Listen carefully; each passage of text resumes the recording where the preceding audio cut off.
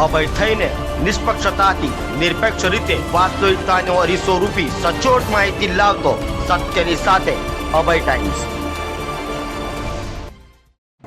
Dindoli police મથકની હદમાં ડિંડોલીના ખંડેર થઈ ગયેલા આવાસમાંથી દારૂના લાખોના જથ્થા સાથે 9ને ઝડપી પાડ્યા હતા, જ્યારે બુટલેગર સહિત 18ને વોન્ટેડ જાહેર કર્યા છે।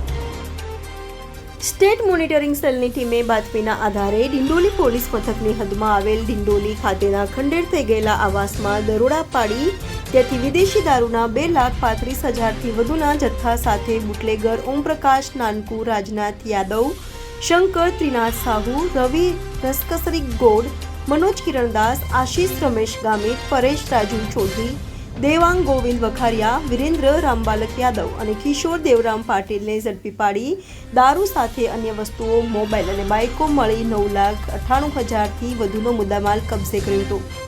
જ્યારે બુટલેગર સંતોષ શેટ્ટી, કાનુ ગોડા, ડેડો, દીપક અને વાહનોના માલિક સહિત 18ને વોન્ટેડ જાહેર કર્યા હતા। હાલ તો તમામનો કબજો સ્ટેટ મોનિટરિંગ સેલની ટીમ દ્વારા ડિંડોલી પોલીસને સોંપાતા વધુ તપાસ ડિંડોલી પોલીસે હાથ ધરી છે।